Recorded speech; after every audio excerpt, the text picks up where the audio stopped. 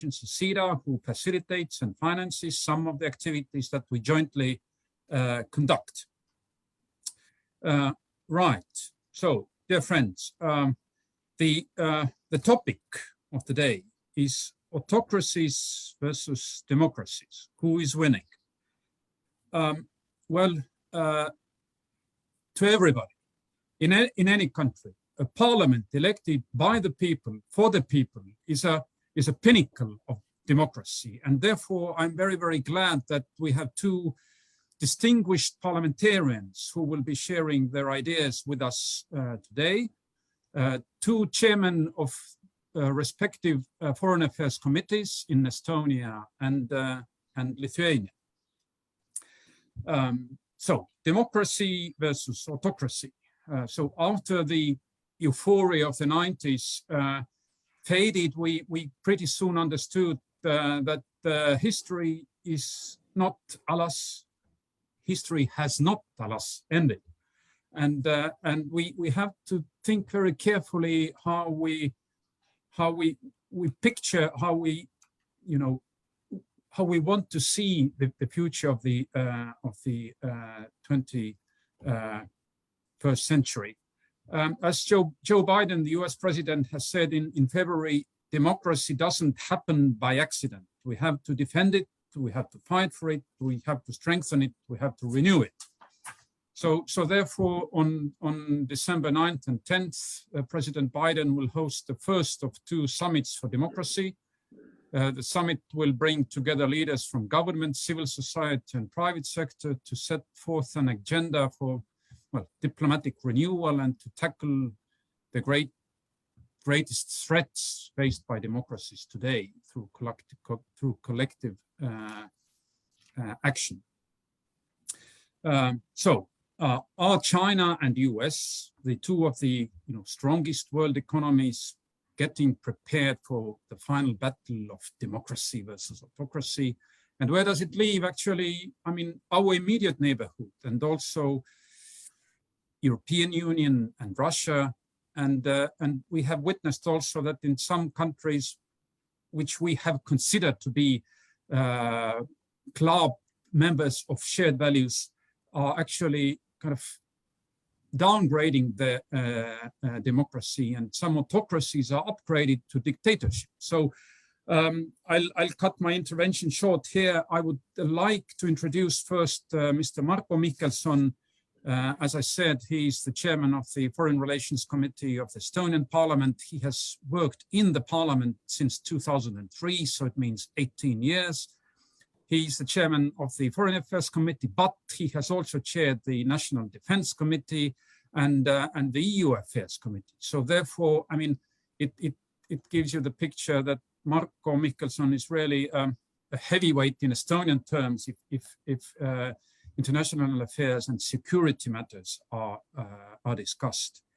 I'll perhaps hand it over here also to Ambassador Alex Petriashvili, who is a former State Minister of Georgia for Transatlantic and European Integration, and he will introduce Ambassador Žygimantas Paviljonis, and then Mr. Michelson will make his first remarks, and to be followed by Ambassador Paviljonis, and then hopefully we will have a good discussion. And as always, I encourage you to put questions also into the Q&A section of Zoom. So, Alex, over to you. Well, thank you, Eke. Thank you. Good evening to everybody who joined us. And this is a really privilege and honor to have such distinguished speakers today from our best friends and supporters of Georgia. Žygimantas Paviljonis of Lithuania and Marko Michelson of Estonia. I sign under every word you have said about Marko Michelson. I appreciate his work he's done in Estonia and for Georgia and for international security. And I have the pleasure to introduce Žygimantas Paviljonis. He is probably one of the most popular and well-known persons in Georgia. And he has a lot of friends, and he's a great friend of Georgia. since we are talking about the heavyweights in diplomacy, Žygimantas is one of the strongest and best diplomats in Lithuania, and not only, of course. He spent more than 20 years of his career in diplomacy, starting from 1994 to 2015, serving as in 2010, 2015, as an ambassador of Lithuania to United States and Mexico. And after that, he joined the politics. He served since 2016 in the parliament, in Lithuanian Seimas, and he is currently, as you rightly mentioned, the chairman of the Foreign Relations Committee. He was considered as a potential candidate in 2019 as the presidential candidate for Lithuania's presidency. And again, I would like to underline that he is a great friend and the great strongest supporter of Georgia and Georgia's democracy. And what we need right now is this strong man supporting democracy in countries like Georgia and across the world. So the topic we selected today will be discussed, I believe, in the very in-depth by these two gentlemen, and there will be a lot of questions, and we will be putting some strong questions. So I will cut my talk here and give the floor to Marco without further ado. Thank you.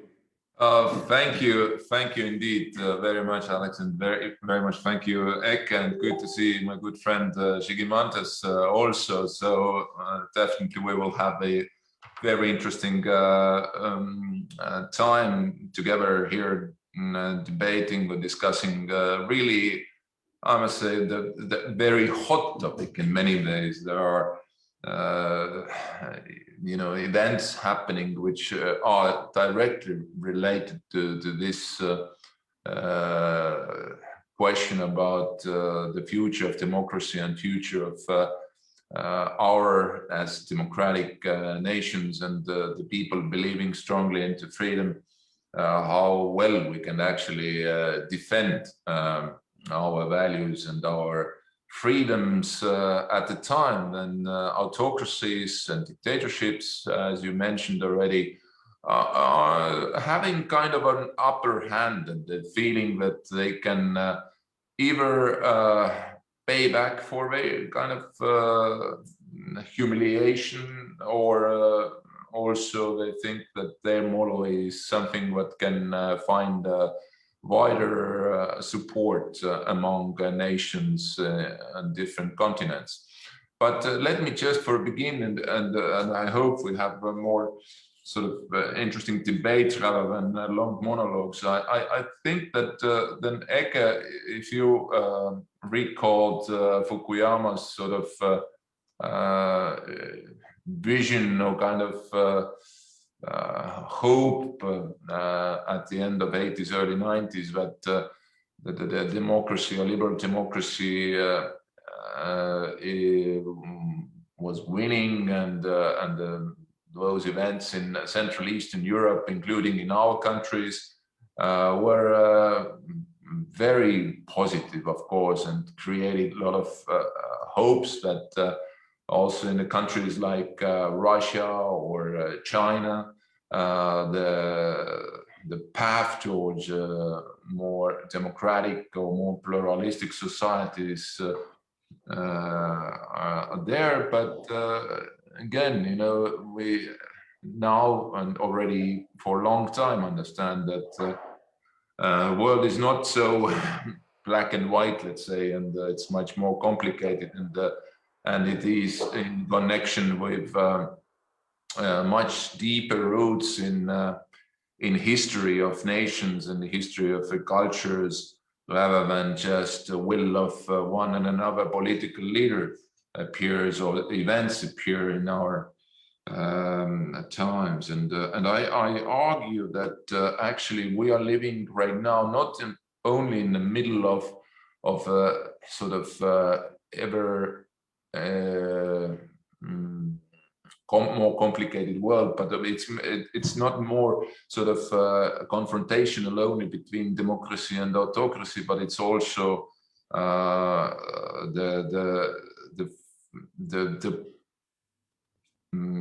fight or competition, let's say, between big powers in the world, as world becoming more multipolar than unipolar. And the question is that the first time since, let's say, 17th or 18th century, we see that the power which is more autocratic, more imperial in its terms of autocracy is seeking to become world's leading power. If during 19th century we had a British Empire which led the Industrial Revolution and had a kind of very huge influence on what happened during the 19th century on global level.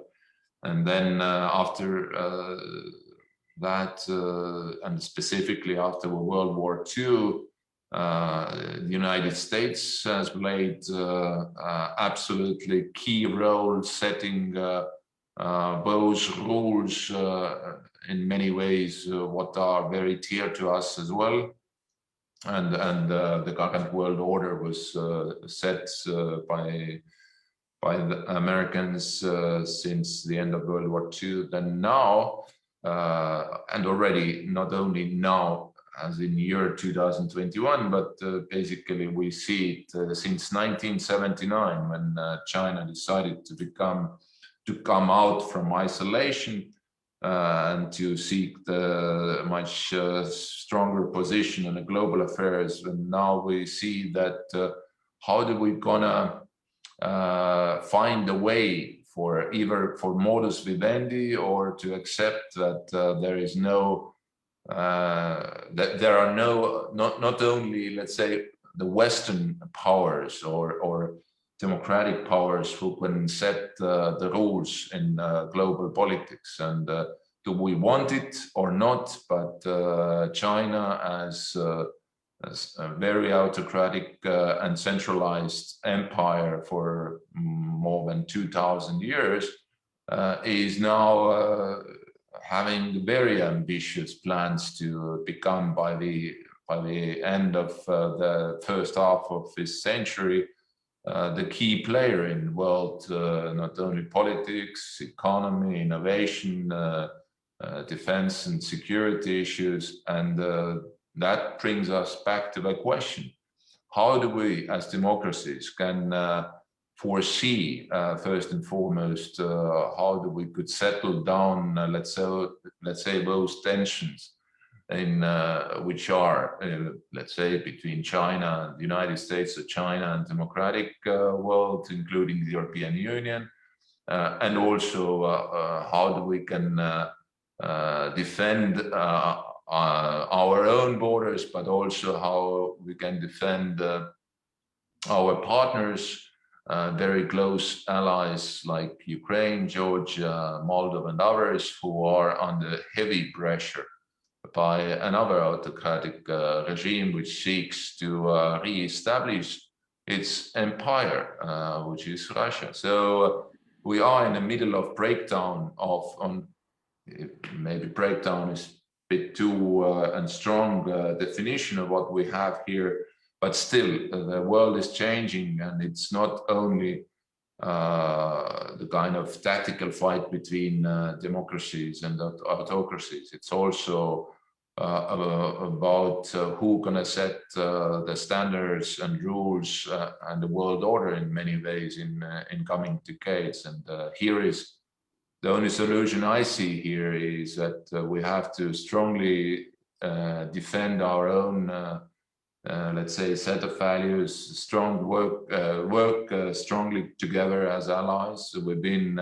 different level in different international organizations, but first and foremost, of course, to keep and strengthen transatlantic relations, Europe, America must be the very vigilant in a way to setting, let's say, new standards for new technologies like artificial intelligence or quantum computing and things like that.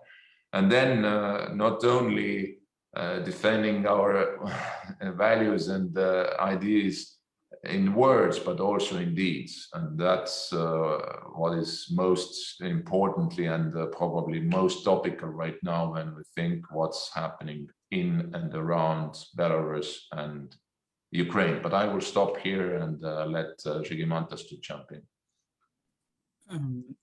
I'm not sure whether Žygimantas is online right now. He might appear very shortly, but as long as he's not there, Marko,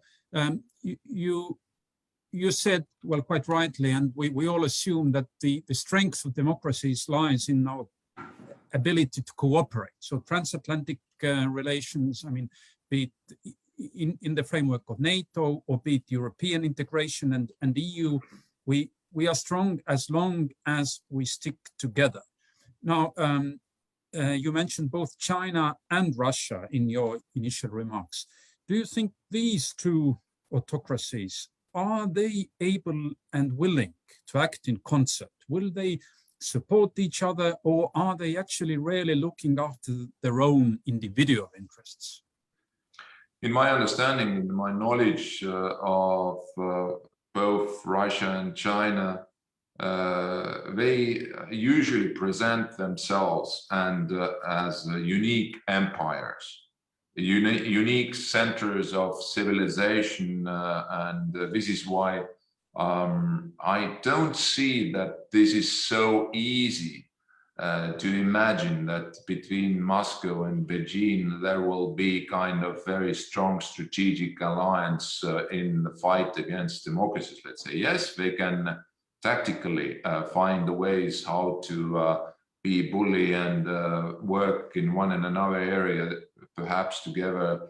But again, for China, already for more than 2,000 years, their worldview is very China-centric.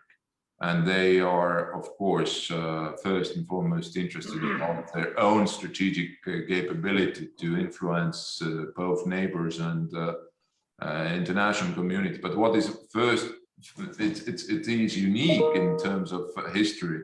China has never been so global as it is today throughout these 2,000 years, and we don't know well enough. And actually, perhaps Chinese, they don't know themselves how to use their natural power in terms of economy and military and other capabilities they have. And this is going to be a difficult period of time where, again, as I said, the only thing, how we can balance perhaps this robust power is to stick together and work strongly together as democracies. Many thanks, Marko, for this. And I see that Ambassador Pavilionis has resurfaced, so I'll hand it over to him for his initial remarks. Yeah, thanks. Well, thank you. I'm so sorry that I had to skip a few minutes of your interesting debate. Well, I would just make it blunt. Well, we've been winning together in this, well, on this globe, in this region, until 2008, until Bucharest NATO summit. And I remember that dramatic meeting where some NATO member states blocked the decision of NATO enlargement or membership action plans to Ukraine and Georgia. This is dramatic. Let's remember it like one of the biggest historic mistakes done, and let's try to correct it. So if we say, democracy and human rights should be in the front of our foreign policy agenda, so let's fix it. Let's do it. Let's defend democracies in Georgia or Ukraine that lost territories hundreds and thousands of people, and let's defend them. But of course, so one thing is our political will to do it. The same should also be said about EU, where political will of enlargement is kind of lost. Together with Marco, we spent a few days in wonderful small country called Moldova, that is fighting for its right to live like us in the Baltics, faces very similar challenges we all faced in the Baltics. And for some reasons, the door of EU is shut. Though, Georgia, Ukraine, and Moldova has association agreements. And if we all remember very well, from 95,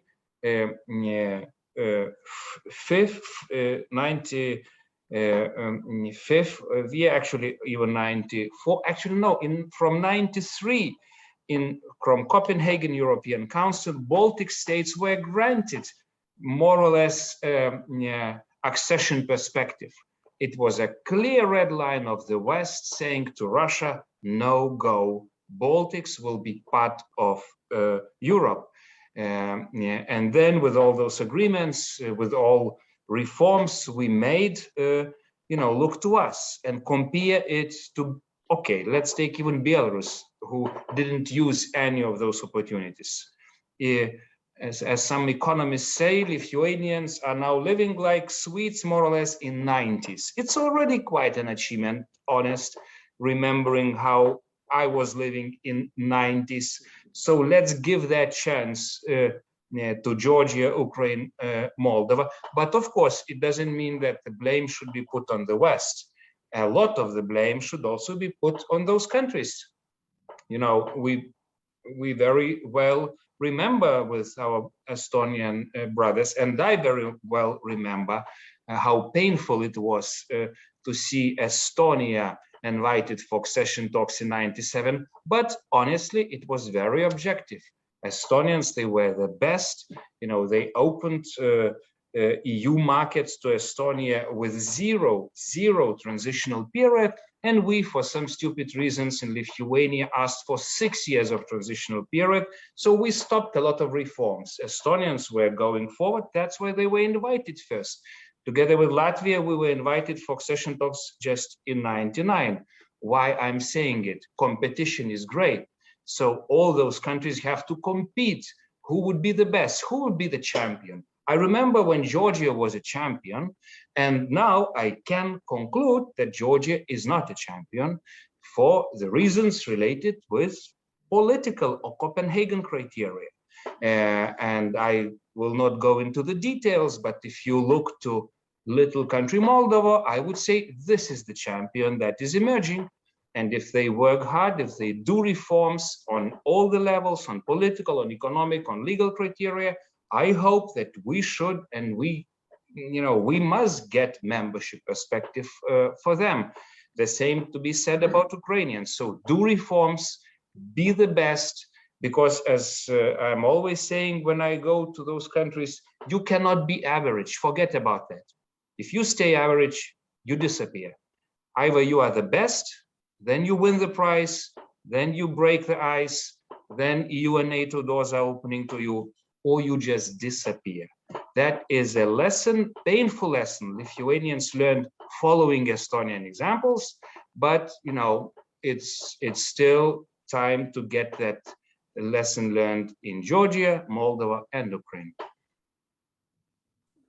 Yeah, I do agree that probably everyone on this panel agrees that the doors of democratic clubs should be open to people or countries who fulfill the criteria. And maybe I'm a bit naive and optimistic, but sometimes a real crisis is an eye-opener, and things can change in a real crisis. And in a way, I think Estonia and Lithuania, we can both, well, to thank is a bad word, but still thank Osama bin Laden, because when the crisis struck, then actually also US was looking around for allies with similar kind of worldview and attitude, and this enabled Estonia and Lithuania to move forward rather quickly as to NATO. So in a way, I think we should acknowledge that Europe's eastern border is in crisis right now, and therefore we must think very carefully what are not only the immediate things that we must do to face the crisis, but also take bold decisions as to how do we go from here? What do we have to do it to make it sure that that the democratic clubs are actually stronger? But Alex, I mean, the Georgian voice has been not that loud until now. So Alex, are you willing to add your thoughts? Yes, sure. You absolutely rightly mentioned, Eke, that the momentum when bin Laden has hit the United States has arrived. And I always tell the students that we will not be waiting, God save us, from another bin Laden doing the same, but the momentum will come and we have to be ready by then. But there are several questions, although. Zigmantas mentioned Moldova and pressure coming from Russia on Moldova. And Moldova is trying really hard, trying to do and be a champion in reforms. But Gazprom and Russia is doing no new strategy by pushing on the energy supplies, natural gas supplies. They have just days ago, the end of October, signed the agreement, and the days ago, Russia announced again that if they don't pay the money, then they will cut off. Incidentally, in brackets, of course, incidentally, it always happens as it happened in Georgia, as it happened in Baltic states, as it happens in Ukraine. They are cutting off the energy supplies in winter time. Blowing up the pipelines, etc. So, my question is, Russia, the autocracy, is acting and is offensive. Is Europe and Euro democratic community acting similarly, supporting Moldova? And can we see that support to Moldova going right now? What is EU's plan? I saw in the Russian media there will be no EU support financially for Moldova in hitting the country. I know the propaganda of Russian media, of course, and where it comes from, but it is also important and essential for us here in Georgia that not to make the picture of Putin and Russia of almighty, that they do whatever they want, bully whoever they want, and there is no support coming from international friends. So one question is about Moldova. Is Europe firm to support in this heating problem in the winter time and support against Russia's bullying? And the second question is, this is larger question. Lithuania is dealing in the very, very sensitive issue in relationship with Taiwan. Is opening the representation, and right now Lithuania is in the diplomatic struggle with China. And is European Union going to be united in this kind of steps against autocracies? Or economy is prevailing the values, democratic values? One member of the European Parliament has just recently said that one European country's firms are lobbying the relationship with China, the investment agreement with China, etc., etc. So, is the national security interests are prevailing the democratic values? If we mention the Democracy Summit, not all the Scandinavian level standard democracies will be attending the summit. There will be some countries which are declining, downgrading their democracy standards. So where is the line? I mean, where is the line which defines the prevalence of the economic interests over the democratic values and the national security interests prevailing over the democratic values? Sorry, my intervention was pretty long and maybe a little bit provocative, but. Okay, Alex, if I may, to start with Moldova and Yes, a bit wider question about where do we stand and do we defend, and then obviously Žygimantas can pick up a question about Taiwan and China and so on and so forth.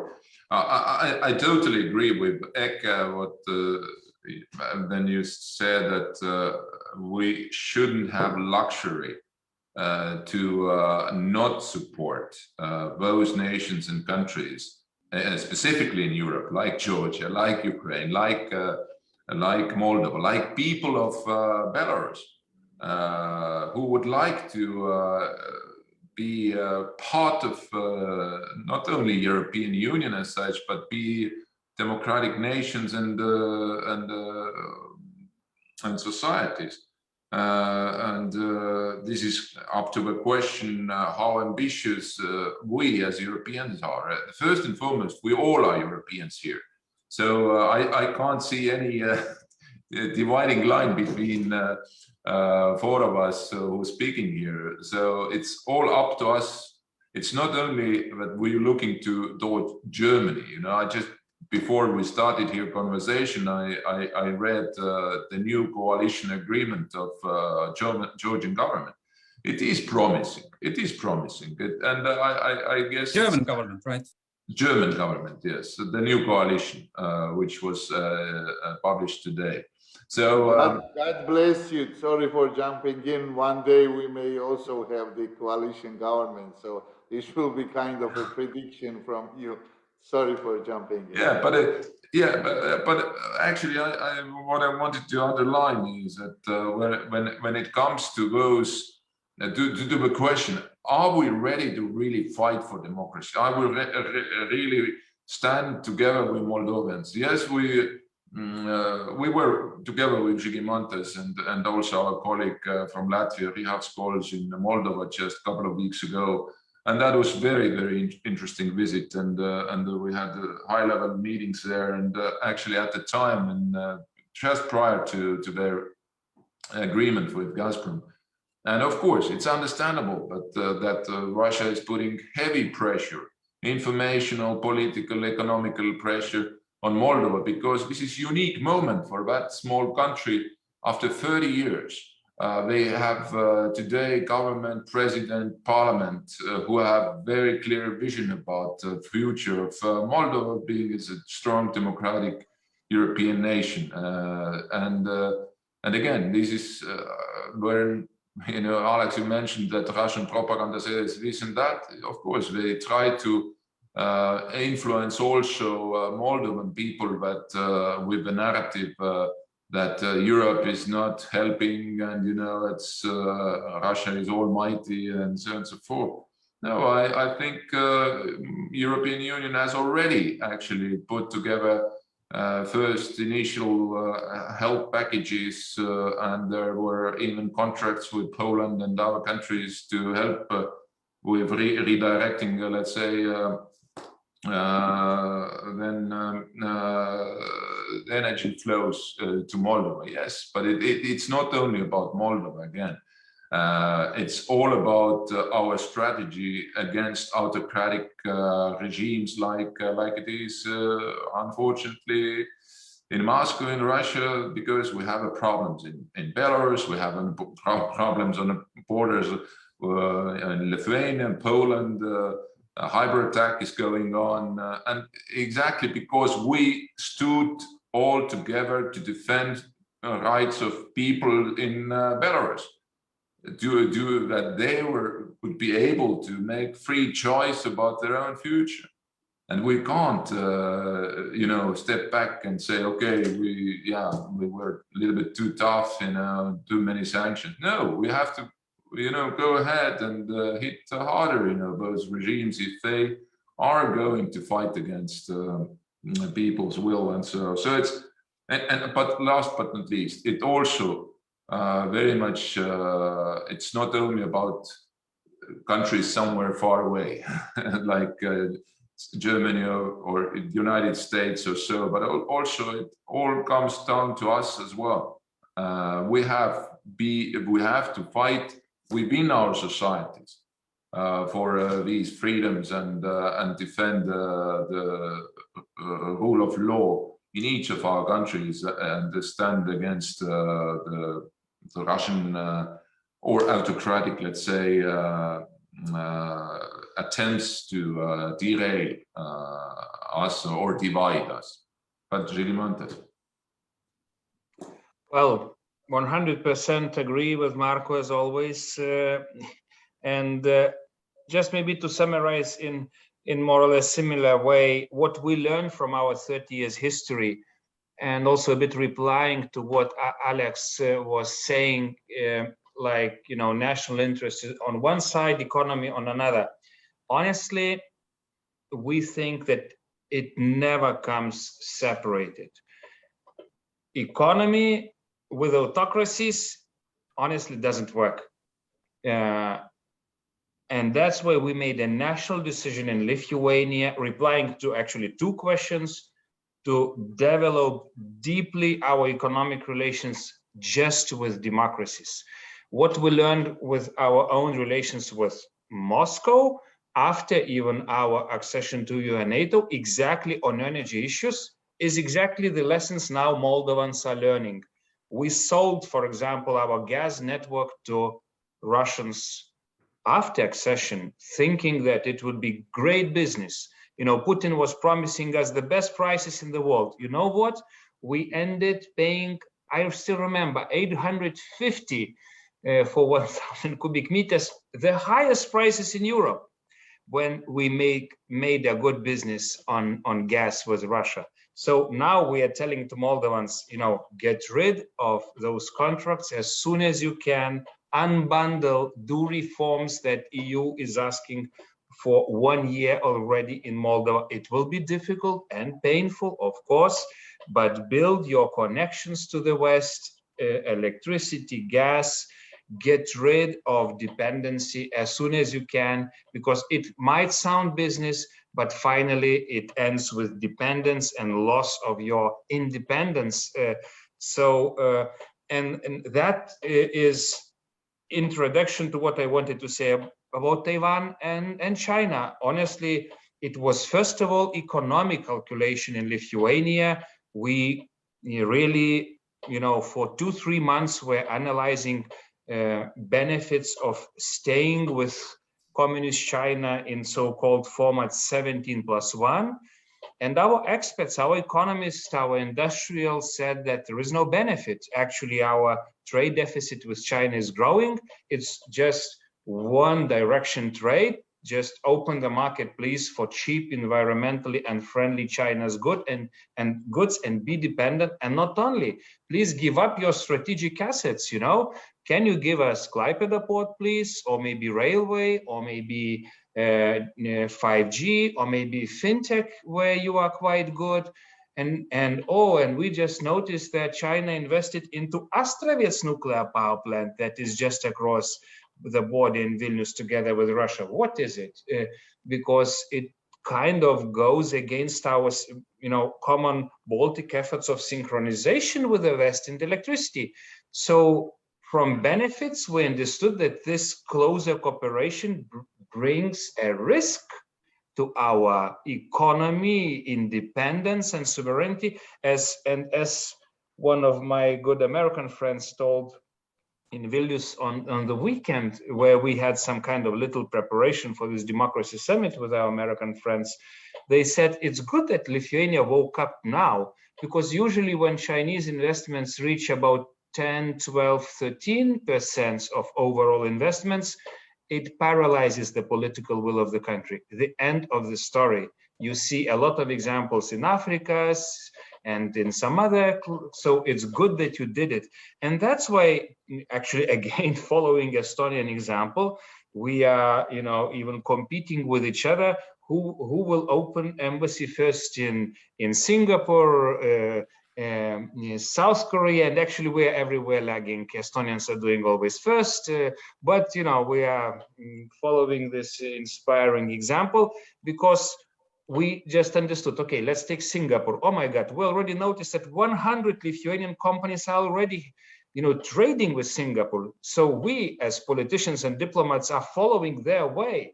Or let's take Taiwan, 25 million of people, trade turnover, they are number 10 trading partner with America. Turnover between Taiwan and America is four time bigger than turnover of America and Germany. Oh, surprising, interesting. Why? Oh, so, for 2.5 million Lithuanians, it would be quite enough if we develop those relations well with democratic country, okay, democratic territory, and that is, every day is threatened with communist China that developed a lot of defensive and cyber and some other opportunities that is quite similar, though we face different neighbors in survival instinct. So we have to learn from each other a lot, and also to make this time we are first, Marco. Just read what we concluded with Americans.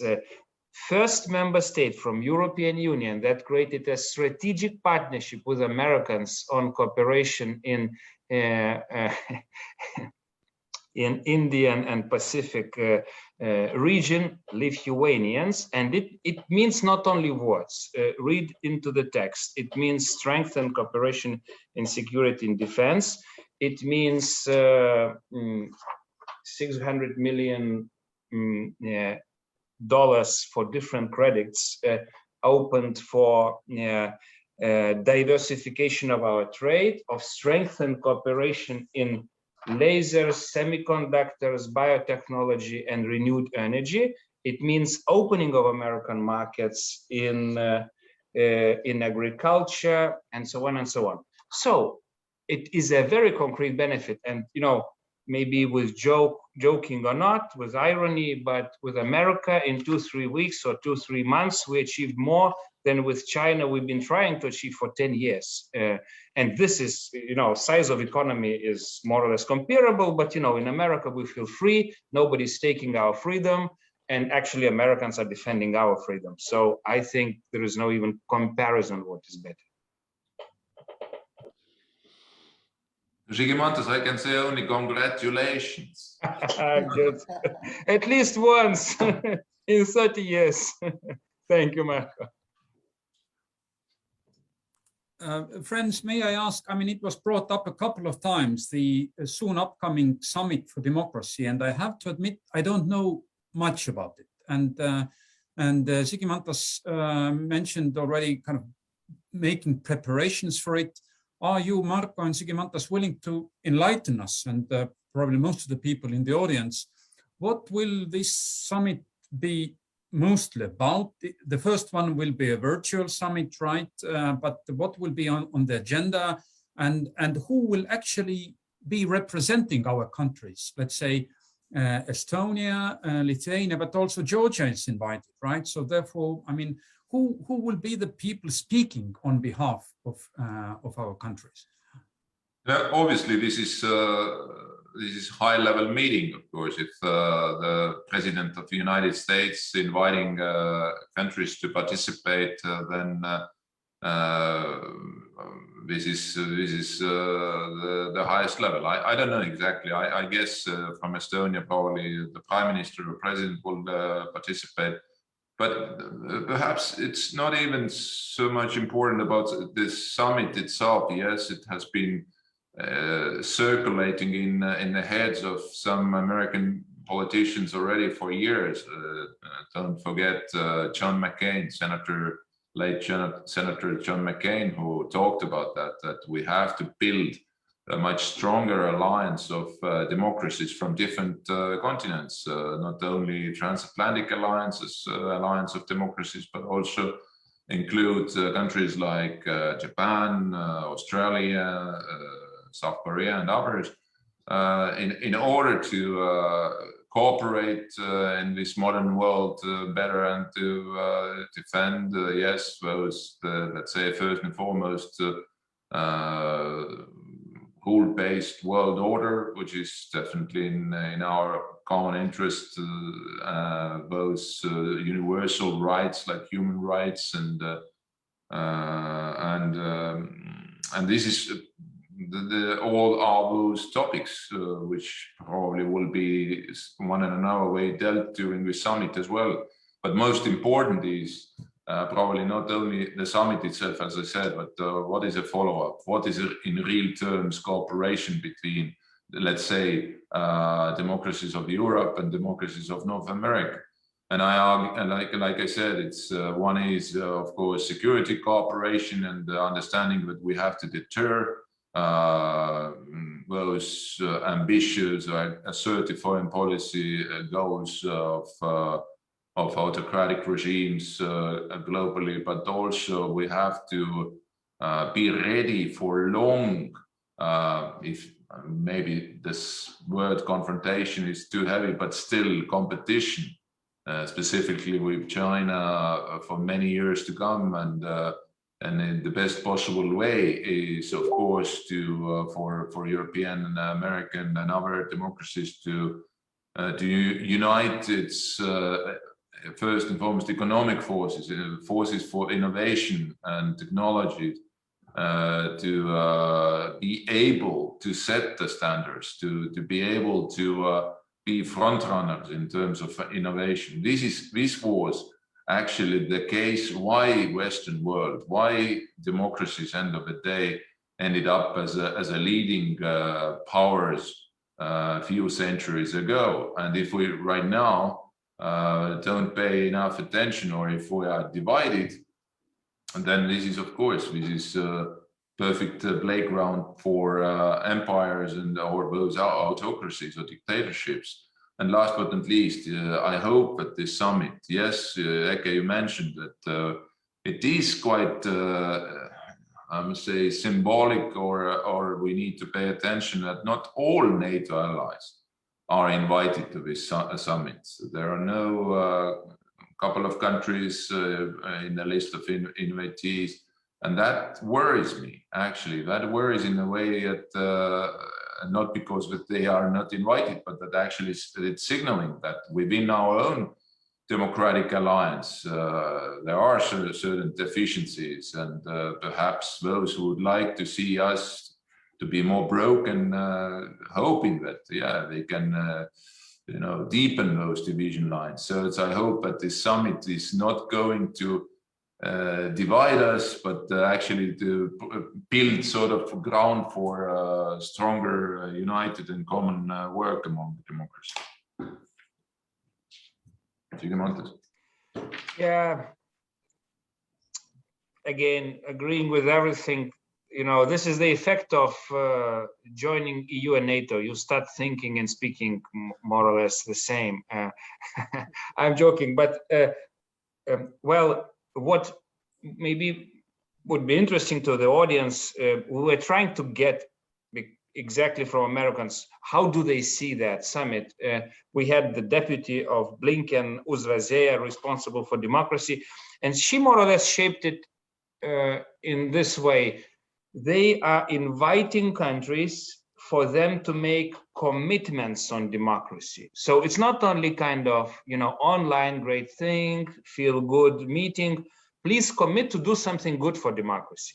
What exactly can, well, Estonia already does a lot every day, actually.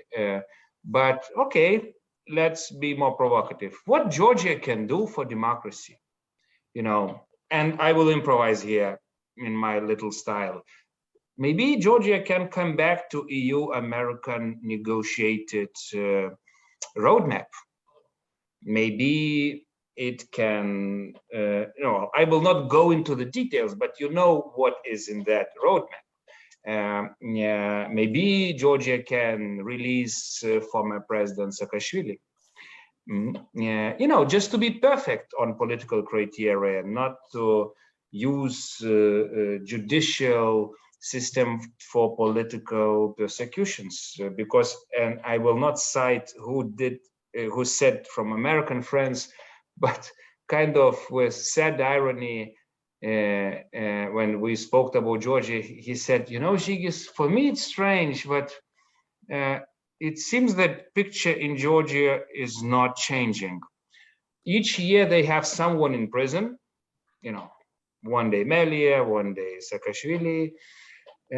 Each time they accuse each other, there is no harmony, and each time they are asking us to solve their problems. It's painful to see this picture for last 20 years. So, I'm provoking because I really want Georgia to consolidate their reforms.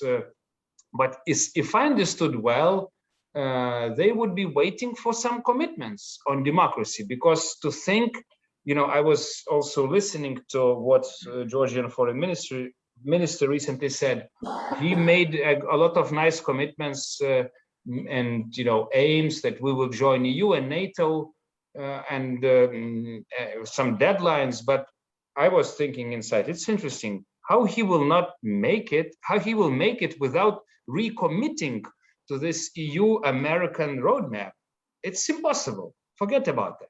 Either you do reforms, either you are becoming Estonia of the Caucasus, or it will be just slogans. Because first of all, you have to be perfect on everything: political, economic, legal, judicial criteria. You have to be splendid democracy, splendid. Can we say like this about Georgia today?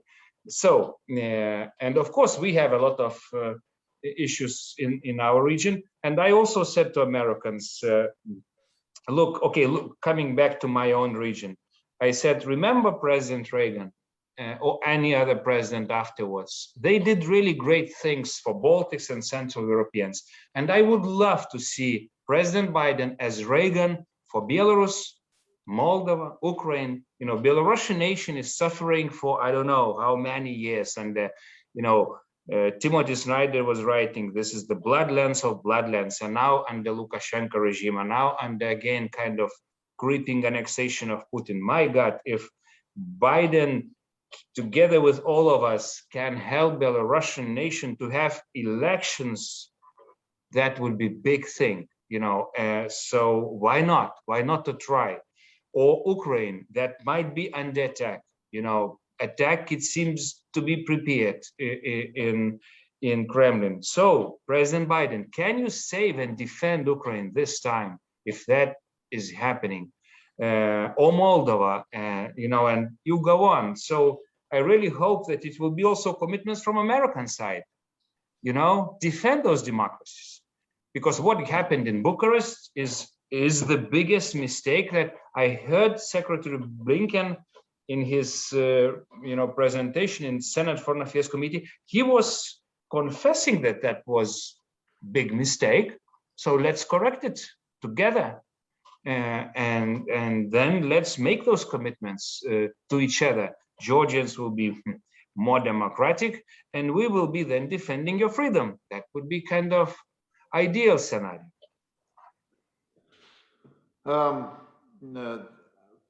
That's very good to hear about the commitments, because there were some considerations that it could be just a nice chat on democracy, and a nice gathering in the virtual world. But it's absolutely essential for us, for Georgian people, to make Georgian official representatives. And as far as I heard from media and officials, that President Zurabishvili will be participating in this summit.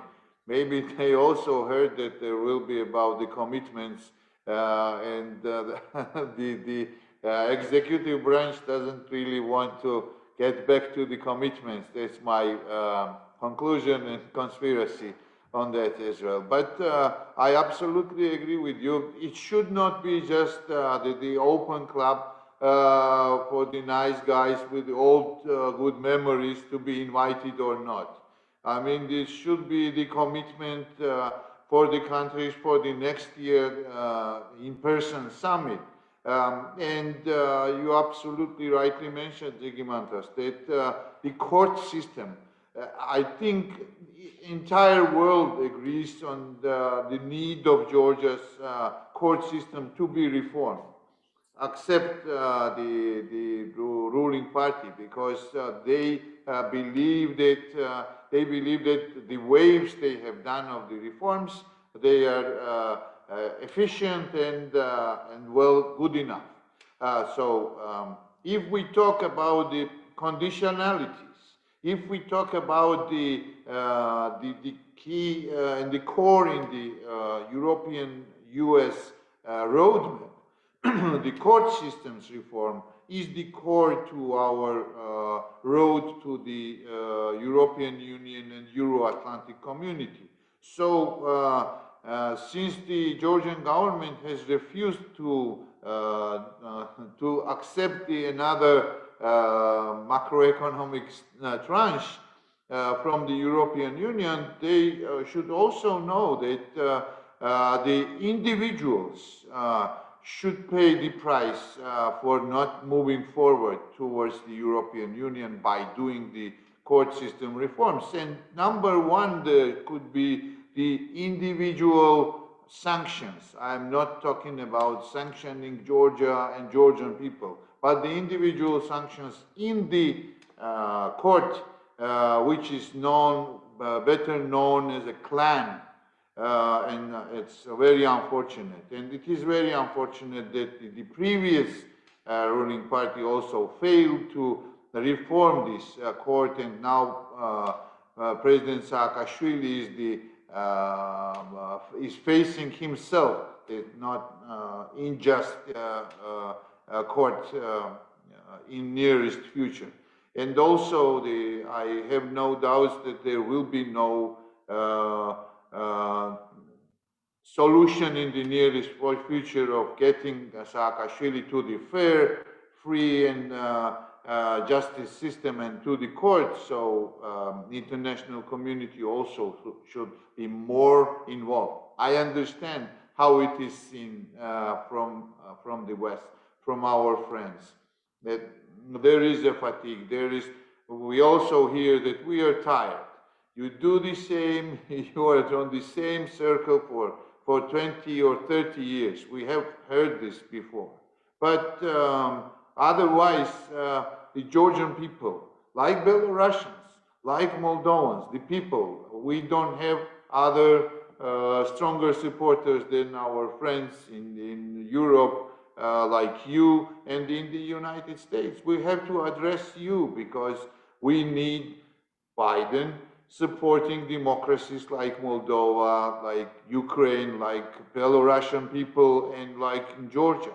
Otherwise, we will see worse and worse here in Georgia, and in Belarus, in Moldova, in Ukraine, and you never know when it comes up to the Russians' minds to attack Ukraine. Maybe today they are not thinking about that, but you never know. And it will be another test for the democratic community.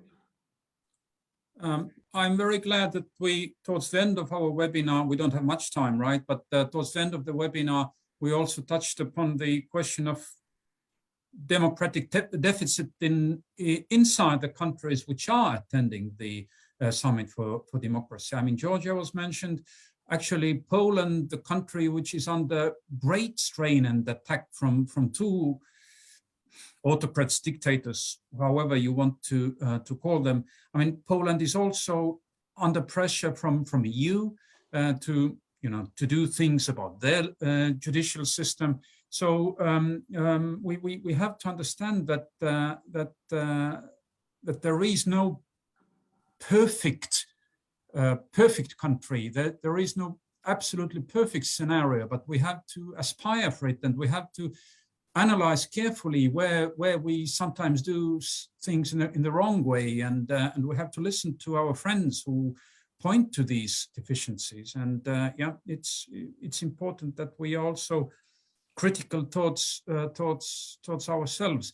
Actually, Žygimantas, I mean, since you are there under the same attack, I mean, Lithuania, what is the latest on that front? I mean, we're all watching the news every night and reading, you know, recent reports, but these are something worth mentioning today on your front facing autocrats on the border.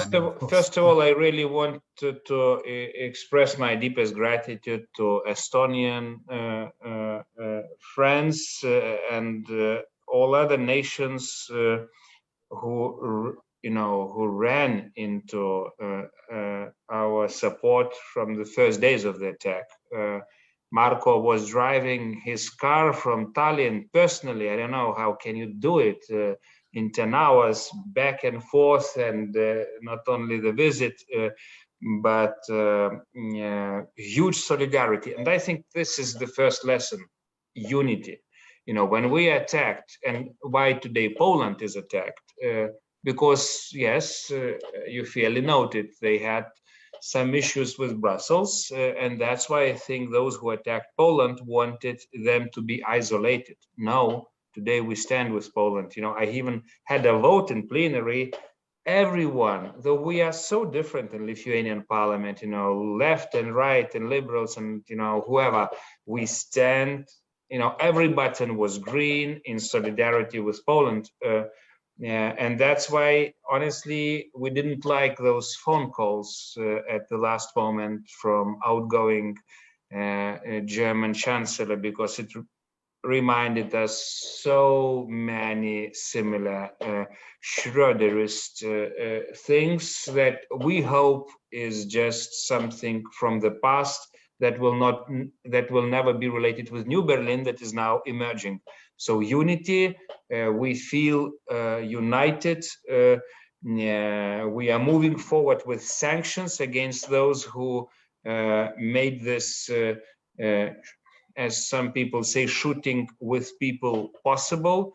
I hope those EU sanctions will be met with new sanctions joined by American and other democratic friends.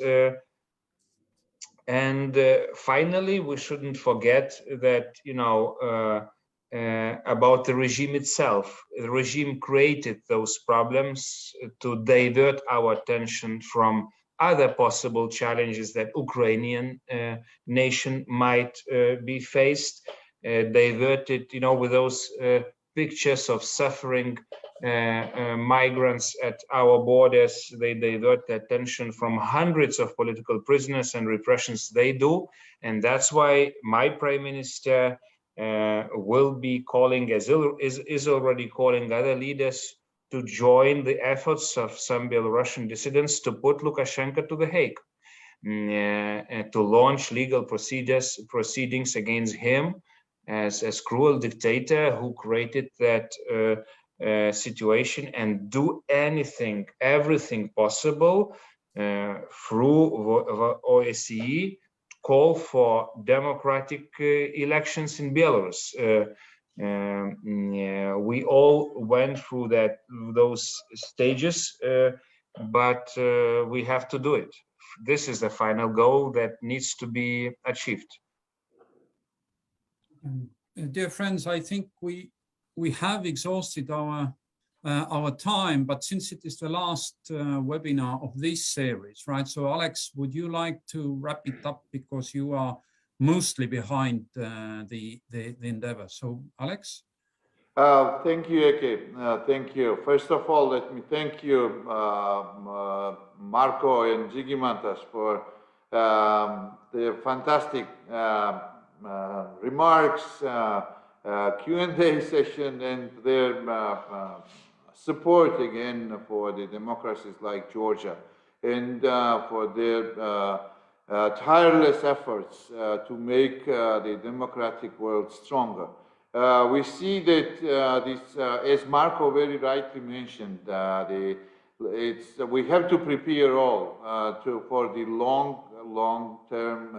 Maybe we all don't want to be it long, but it will be a long term, let's say, competition at the end of our session, and not confrontation.